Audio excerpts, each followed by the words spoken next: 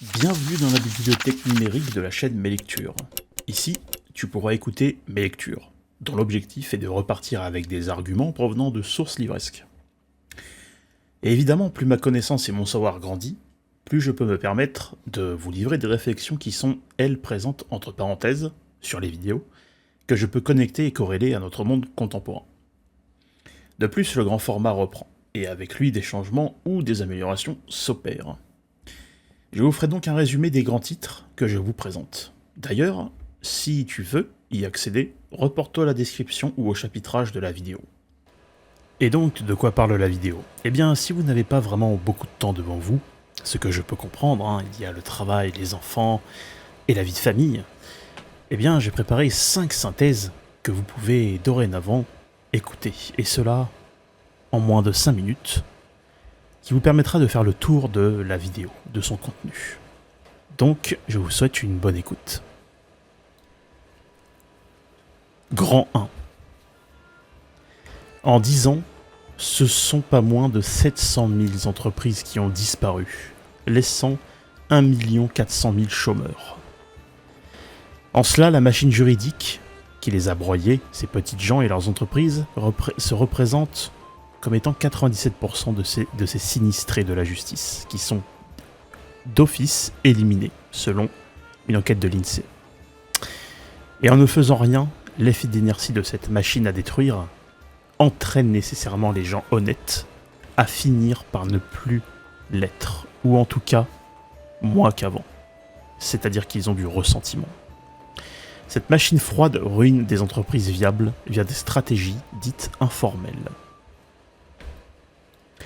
Grand 2.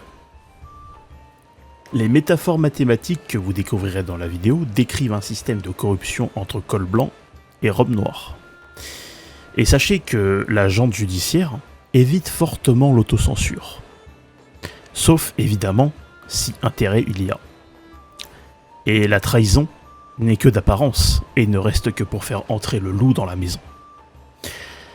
Cette partie représente la deuxième loi de Pardo, qui évidemment peut être surmontée pour aller vers une autre loi que je vais vous expliquer juste après. Grand 3.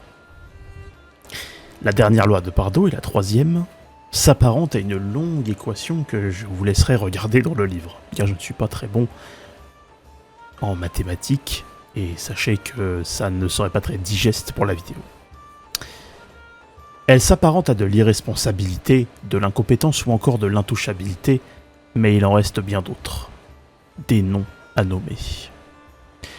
Cela débouche sur l'horreur économique et judiciaire pour le sinistré de la justice. Et généralement, si vous en êtes victime, vous serez livré en pâture à des défenseurs de caste où les intérêts de cette même caste seulement comptent et rien d'autre. Grand 4. Les taux records des suicides pour les chefs d'entreprise de PME et PMI sont courants. Apparemment, cela ne gêne pas leurs bourreaux. Et le but de la justice n'est pas de rendre réellement la vraie justice, dira une source du livre. En soi, parallèlement, plus le chômage augmente, plus le taux de suicide augmente. Et l'auteur pense que l'abolition de la peine de mort en 1980 ne sert à rien. Évidemment, c'est de l'humour noir. Cette institution judiciaire qui est la nôtre en France est bien souvent vue par les petites gens comme au-dessus de tout soupçon, alors que les démêlés pour les sinistrés sont bien réels. Et l'auteur fera un parallèle encore avec notre société de contrôle de l'information via le net, Internet, et ce que les gens disent dessus. Et une phrase de Jacques Attali sur le sujet de la menace de ceux qui décident. Grand 5. Lorsqu'on ne peut plus mystifier un événement, on finit bien évidemment par recourir à la force pour contraindre les gens qui ont été désillusionnés. Asservir et réduire les majorités récalcitrantes. Le système judiciaire lui permet de rester rampant, tapis dans l'ombre. Le temps pour elle. Et la juridistique et la judiciaristique sont les deux points forts de l'auteur pour expliquer ce qui va suivre. C'est de mots sont des néologismes créés par lui. Et la grande majorité de cette gente, de col blanc et de robe noire, voit le reste des gens comme des simplets, toutes les personnes qui sont en dehors de cette caste. En passant de Fouquet à Big Malion, jusqu'en allant à Clearstream, la collusion politico-financière gangrène les peuples depuis que la démolition de ce que représente le roi en tant que guide bienveillant, et ça c'est moi qui le dis, relié au clergé et à la noblesse, n'est plus qu'un souvenir de posture. Ce que vous allez entendre repose sur l'introduction du livre d'Ernest Pardo concernant la supercherie judiciaire qui sévit en France, et notamment sur les petits chefs d'entreprise PME, PMI. Voilà, bonne écoute à vous. Prologue. Le livre d'Ernest Pardo. Ça fait longtemps que j'ai envie de vous en parler. Et pour moi, c'est une pépite. Pour quelqu'un comme moi, c'est-à-dire une sorte de chercheur de vérité, un petit bonhomme au fin fond d'une campagne de France, cette œuvre s'apparente plus à un morceau d'or caché au fin fond d'une mine. Aujourd'hui, et comme pour l'histoire de France de Jacques Bainville, j'aimerais vous en faire une longue série détaillée. Pas trop détaillée non plus, parce que l'idée est quand même que vous apportiez aussi votre soutien à l'auteur. En tout cas, moi je le souhaite. Donc si l'œuvre que je vais vous présenter vous donne envie d'aller plus loin, eh bien procurez-vous-la. Bref, le but de cette œuvre est aussi de vous donner des clés de compréhension, en tout cas je l'espère, à travers Pardo. Un homme qui a dû se battre aussi bien pour lui que pour ses proches. Et si vous avez écouté la vidéo que j'ai postée ce matin aux alentours de 8-9 heures, vous saurez de quoi je parle. Et je ne vous décrirai pas l'auteur, je vous laisserai d'ailleurs le découvrir à travers son livre, en espérant vous en faire une excellente synthèse. Introduction. Ernest Pardo commence avec une série d'avertissements. Il souhaite d'abord mettre en garde et rappeler que le livre qu'il nous présente analyse l'institution judiciaire qui est le pilier de la démocratie normalement, et met en évidence les dérives et les perversions dont elle s'est affectée. Et alors commençons à entrer dans le vif du sujet, et quand bien même nous ne sommes qu'aux prémices du livre, car il est très long. Avant d'aller plus loin avec ma lecture, j'aimerais vous avertir que la sémantique compte beaucoup pour la compréhension de l'œuvre. Cela demande quand même un certain dosage d'écoute active. J'insiste. Pour commencer, sachez que la France mentionne à l'article 8 de la Constitution de 1958 une autorité judiciaire et non un pouvoir judiciaire. Et l'auteur fait un parallèle entre l'article 10 de la CEDH et à l'alinéa 2 en mentionnant que la restriction qu'il impose ne porte atteinte uniquement qu'à un pouvoir judiciaire. Pour comprendre, sachez que le principe de hiérarchie des normes s'applique. Et pour faire simple, la CEDH vient court-circuiter par le haut la Constitution de 1958. Sachant que la CEDH dans la hiérarchie des normes, puisque la France, par référendum, a accepté d'entrer dans l'Union européenne, vient se mettre au-dessus de la Constitution française. Sauf évidemment si un jour on remarque qu'il y a eu une escroquerie et que par acte dolosif, nous n'y sommes rentrés qu'en nous y tirant nos cheveux, si je puis le dire ainsi. Donc si un jour vous entendez qu'au nom d'un pouvoir judiciaire, pour revenir au livre, on vous incombe tel ou tel tort, sachez que la France n'a normalement aucun droit d'agir. En tout cas, c'est comme ça que je le comprends. Et s'il y a des personnes qui me suivent, et dans les commentaires, si vous pouvez, à la limite, soit corriger ceci, soit me confirmer ce que je dis, alors ce sera même encore mieux, car il y aura une participation. Bref, revenons à l'introduction. Comme il est écrit par un expert du métier, la synthèse pourrait parfois contenir des phraséologies qui vous sont totalement étranges ou ambiguës. Je tenterai d'être le plus compréhensif possible. L'auteur souhaite par cette œuvre générer un changement en profondeur, pour un retour aux normes sur le plan technique et professionnel, ainsi qu'une surveillance du respect en vertu du droit national et international. L'objectif étant la défense d'intérêts partagés. Transversalité, je suppose. Il dénonce un phénomène de société et formule des propositions au travers de la chose publique, qu'on nomme aussi la République. Chose publique, République, Respublica. la participation des citoyens, si j'ai bien compris, à la défense de leurs droits face à l'injustice. Pas de justice en France. Si vous connaissez vos droits, que vous les énoncez, eh bien, vous en avez, logiquement. Et si vous ne les énoncez pas, comment savoir si vous en avez? En tout cas, face à la personne qui est en face de vous. En partant du principe qu'elle sera de bonne foi.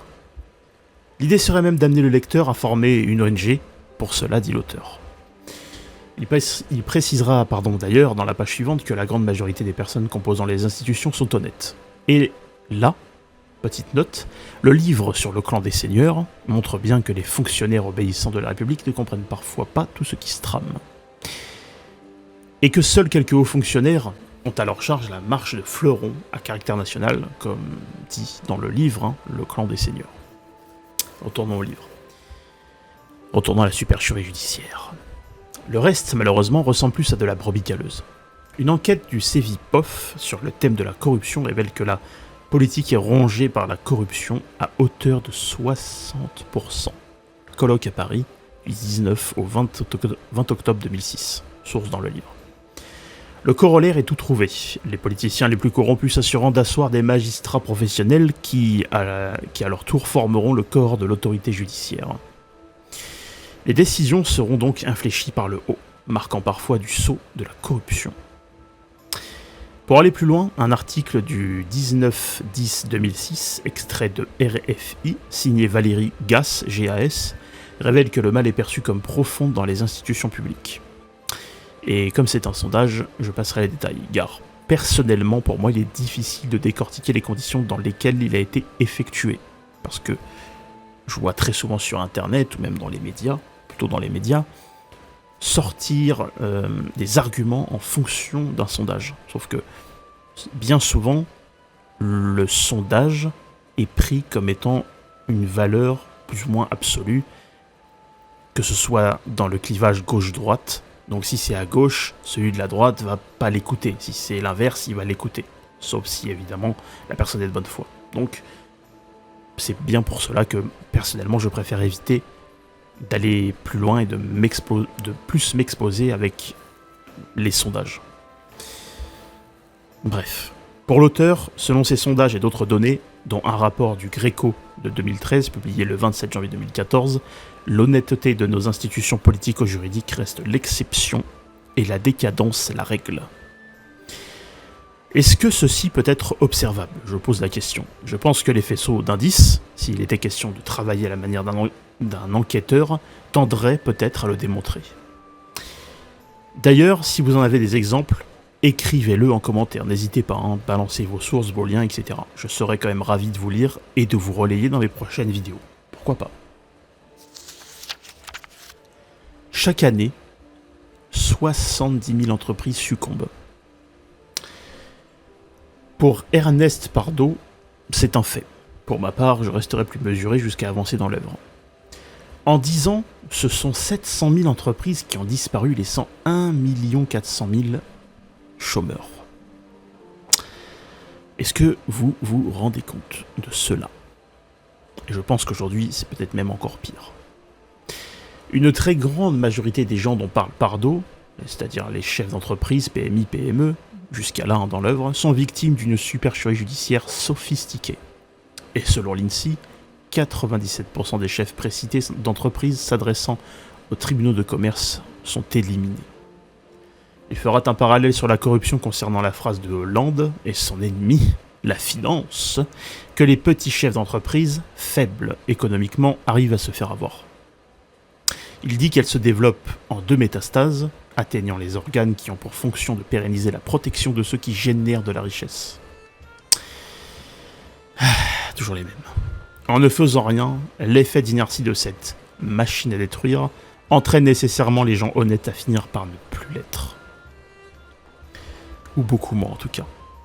Tous, c'est-à-dire les petits chefs d'entreprise, mais aussi les mêmes en dehors de leur fonction professionnelle, ne sont pas majoritairement nativement promptes à être dans le mensonge et dans le vol. Ce qu'explique Pardo, c'est que cette machine froide ruine ces pauvres gens dans cette industrie d'élimination de démantèlement d'entreprises viables. Elle opère avec des techniques que l'auteur a résumées dans un précédent ouvrage, que je nomme La stratégie informelle, qui est un livre que, personnellement, je n'ai pas encore lu, mais voilà, si vous voulez vous le procurer, allez-y, je vous en prie. Car oui, tous les procédés de malfaisance à l'égard de ces gens ne peuvent qu'être informels, ou peut-être dolosifs. Peut-être même que c'est la même chose. Mais ils sont répréhensibles en droit légaliste. L'auteur le référence dans l'œuvre, que je vous présente comme la première loi de Pardo sous le sigle E égale MC2, suivi du sigle infini. Vous savez, le 8 mis à l'horizontale. Le E désignant l'enrichissement crapuleux, le M désignant les malversations, le C désignant la corruption financière et économique, et le 2, lui, multiplie cela au carré, et l'infini, le sigle, tend tout ça vers l'infini. Car, pour eux, ça ne s'arrête pas. Tant que personne ne les arrête en tout cas. En cela, le virus du E égale MC2 à l'infini est porté et transporté par le virus des cols blancs et des robes noires, qui se propage à travers la technostructure politique et administrative via le corps intermédiaire. Et d'ailleurs, si vous avez vu ma dernière vidéo sur Louis XIV, souvenez-vous de la théorie des corps intermédiaires à cette époque, et de l'inobéissance au gouvernement du Parlement. Le Parlement, pour moi, c'est un peu comme une espèce de porte d'entrée pour la déstabilisation. Et je ne dis pas qu'il n'y a que ça, c'est juste que dans le livre on parle de ça.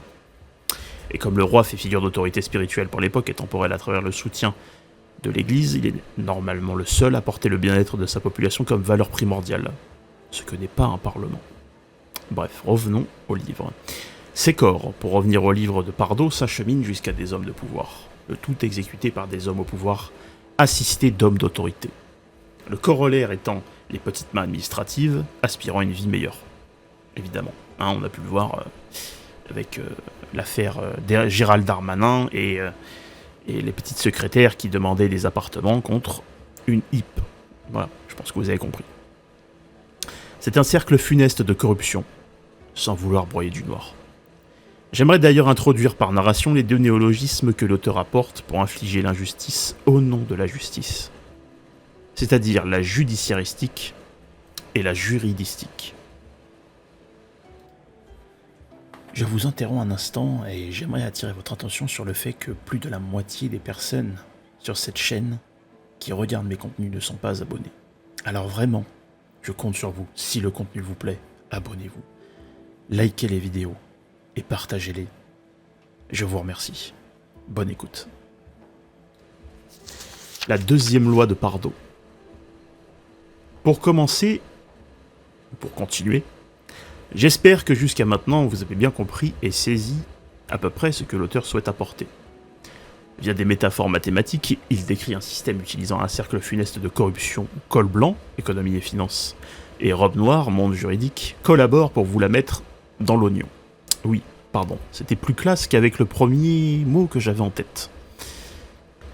Et pour continuer, sachez que la construction du système est faite de telle manière que deux composantes sécuritaires s'appliquent. La première, dit Pardo, est située en amont, et pour faire court, un membre d'une profession réglementée refusera dans la très forte majorité des cas de mordre la main qui la nourrit, ou qui pourrait la nourrir. Le deuxième point repose, évidemment avec humour, sur une métaphore mathématique que je vous passerai, où, quand on demande à l'agent judiciaire de s'attaquer à un des leurs, il prend la poudre d'escampette, pas celle de Macron. Finger in the nose, comme dirait l'autre. Pour l'auteur, si acceptation d'un confrère à trahir il y a, cela ne relèvera que de l'apparence. Dans la majorité des cas, il ne s'agit que de faire entrer le loup dans la bergerie en vue d'une récompense pécuniaire. Vous savez, comme disait Dieudonné, c'est les loups et des daims. Si tout ceci est surmonté, l'auteur fait intervenir une troisième loi. La troisième loi de Pardo. En arrivant sur cette page numérique, les yeux se sont écarquillés. J'ai trouvé cela assez cocasse de voir cette comparaison mathématique. Moi personnellement, qui ne brille pas trop dans ce domaine, je me demande si je dois m'y mettre. En tout cas, je ne pense pas vraiment que cela soit utile pour comprendre l'œuvre. Cette dernière loi se compose d'une longue équation que je vous résume donc, et qui désigne l'irresponsabilité, l'inviolabilité, l'inamovibilité, l'incompétence, l'intouchabilité et l'infaillibilité de l'agent judiciaire et autres commis de l'État. Je vous laisserai voir le livre pour la relation entre les 6 mots précités et l'équation. Évidemment, tout ceci débouchant sur l'horreur économique et se terminant sur l'horreur judiciaire, les deux étant liés.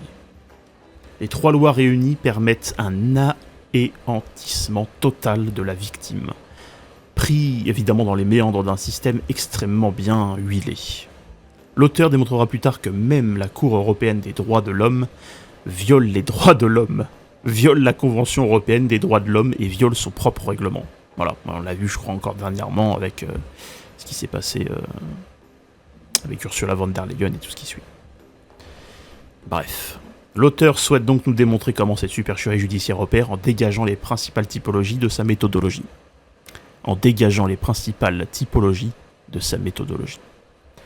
L'usager de la justice devient donc un sinistré de celle-ci, bercé par l'illusion du droit. Oh, beau droit. Qui est le plus beau? On verra donc comment le sinistré de la justice sera livré en pâture à des défenseurs de caste, où seuls leurs propres intérêts comptent comme valeur suprême. Et je vous parle pas de la marque de fringues. Ce livre pourra vous donner des solutions curatives si évidemment vous êtes dans des processus similaires de recherche de vérité et de justice.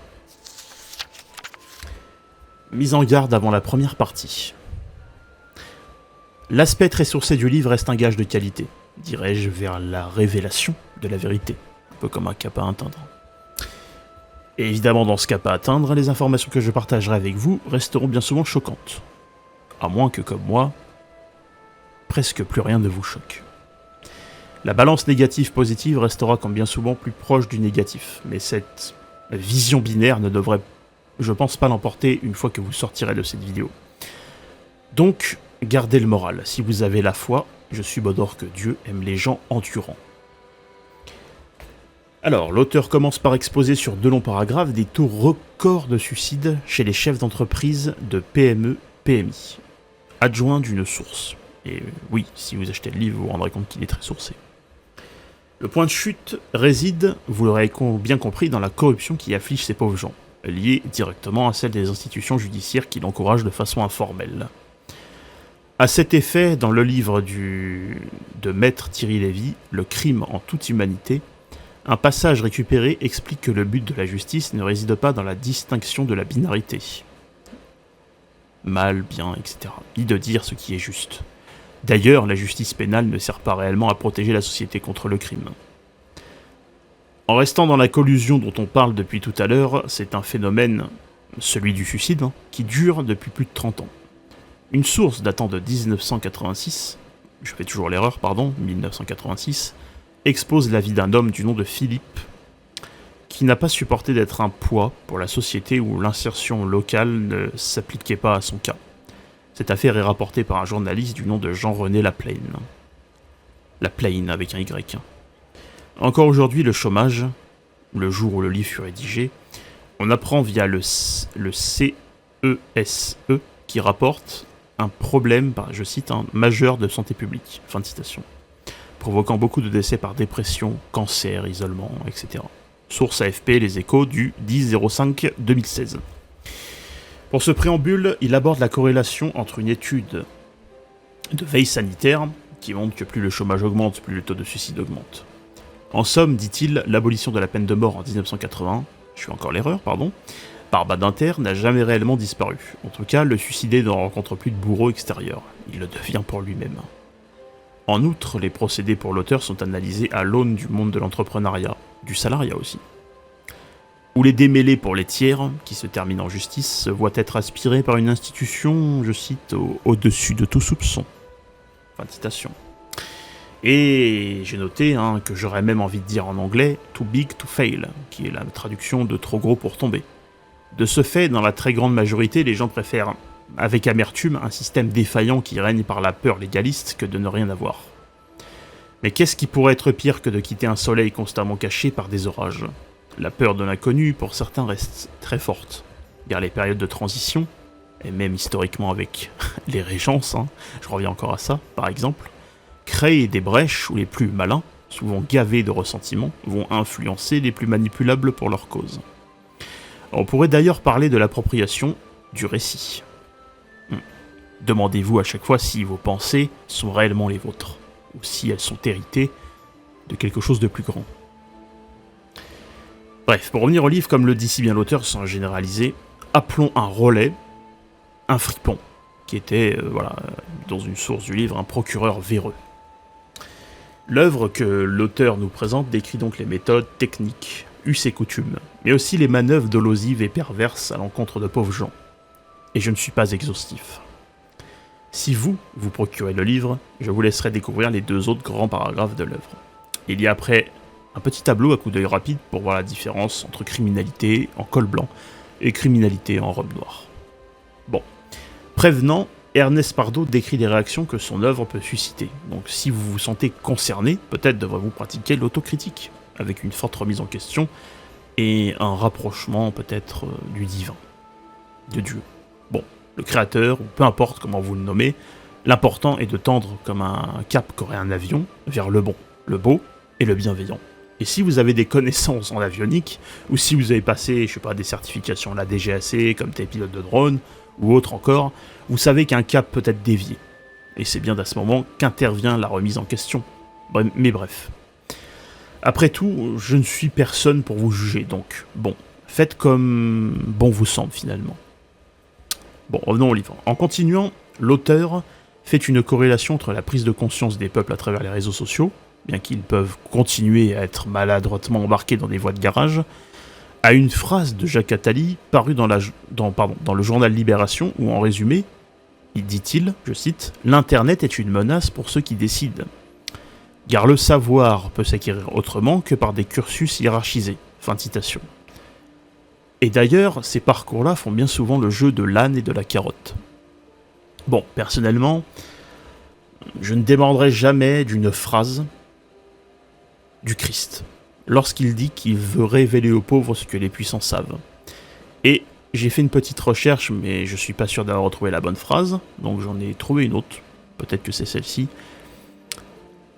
À Matthieu 11, 25, il est dit « En ce temps-là, Jésus prit la parole et dit « Je te loue, Père, Seigneur du ciel et de la terre, de ce que tu as caché ces choses aux sages et aux intelligents, et de ce que tu as révélé aux enfants. » Les enfants, de ce que j'ai compris, en fait, c'est les pauvres gens. Bref, revenons au livre. Pour suivre sur l'œuvre concernant la citation d'Attali, l'auteur parle alors, je cite, « d'épuration éthique ». Fin de citation. À ne pas confondre avec ethnique. Et puis, il finira avec un poème que je vous laisserai découvrir, qui est très joli. Et de là, nous arrivons dans la première partie de livre, que je vous raconterai dans une prochaine vidéo. Mais il y a une petite surprise, donc ne partez pas tout de suite.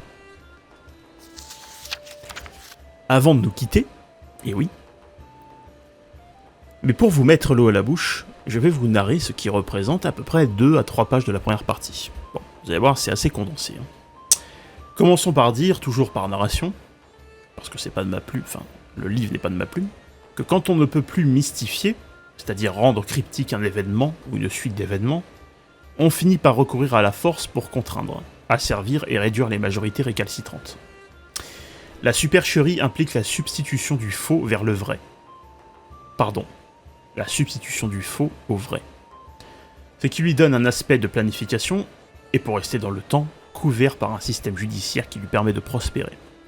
Cela forme alors une loi non écrite qui opère comme pour le titre de son précédent livre, c'est-à-dire de manière informelle. La supercherie qui porte le nom de l'œuvre s'explique par des techniques de duperie, de falsification, de fraude, ou encore de mystification, où l'idéal de cet imbroglio s'enroule tel le serpent charmeur de l'histoire du Jardin d'Éden. La juridistique et la judiciaristique sont les 2 points forts de l'auteur pour expliquer ce qui va suivre. Et pour avoir lu un peu le livre, et de ce que je m'en souviens, je trouve que c'est très bien représentatif de ce fatras non vertueux de tout ce qui se passe dans le monde juridique en France, en tout cas. Le politique représente le père géniteur du système judiciaire qui est lui son fils. Tous les deux mystifiant le peuple, qu'ils considèrent comme des simples d'esprit. Et ça, c'est aussi visible dans le livre Le Clan des Seigneurs. L'idée du paragraphe suivant réside dans une suite d'explications de cette supercherie, mais plus détaillée, accompagnée évidemment de sources, dont une qui mentionne ceci concernant les hommes de pouvoir. Pour faire court, elle explique ce que Saint-Simon disait à propos de la relation entre les deux États, dont un, moins parlant pour l'époque, et la noblesse, le clergé, et le dernier, l'ordre judiciaire, vers les industriels libéraux, où il dit qu'il a reçu pour mission de faire sortir le premier, donc les trois dont je vous ai parlé, la noblesse, le clergé et le dernier ordre judiciaire, pour le transformer dans le deuxième, donc la période de l'industrialisation de l'Europe. Période où Louis XIV avait aussi commencé à dégager des protestants, parce que la grande majorité des personnes qui étaient dans les affaires étaient plus protestantes que catholiques. Je dis pas qu'il n'y a pas de catholiques, je dis que quand tu es protestant, tu as plus de facilité. De Fouquet à Big Malion en passant par Clearstream, la collusion politico-financière gangrène les peuples depuis que la démolition de ce que représente le roi en tant que guide bienveillant, relié au clergé et à la noblesse, n'est plus qu'un souvenir de posture. Et là, évidemment, vous allez me voir venir, je suppose, les périodes les plus marquantes en France rappellent celles dont je vous ai parlé à propos des rois, les plus responsables envers ceux qui restent, et qui perdurent, le tiers-état. On pourra dire que sous l'ère de Louis XIV jusqu'à Louis XVI, la théorie des corps intermédiaires n'aura pas été qu'une théorie, en tout cas plus pour la fin de Louis XVI, et que ceux qui la représentent encore aujourd'hui ne se gênent pas pour fouiller, s'arranger de leurs petites affaires financières et tordues sur le dos du peuple, ou des peuples, on va dire pour la France. Beaucoup pensent qu'un roi ne représente qu'une menace, mais je vous encourage à lire sur la période post- et pré-révolutionnaire en France pour comprendre qu'une entreprise qui change souvent de drapeau n'est pas en bonne santé. Je vous ferai d'ailleurs un format d'une vidéo par jour pendant une semaine sur l'histoire des droites en France, qui est une plongée dans les magouilles politiques post-révolution. Et vous allez voir, c'est très croustillant. Il y a beaucoup de sources, beaucoup de noms intéressants à aller explorer. Voilà, c'était tout. J'espère que cette vidéo vous a plu, en tout cas cette introduction. La suite arrivera la semaine prochaine, et en attendant, je vous souhaite de bien belles vacances, si vous en avez. Il fait chaud, il fait beau. Et sinon, je vous souhaite un bon courage si vous travaillez. C'était mes lectures.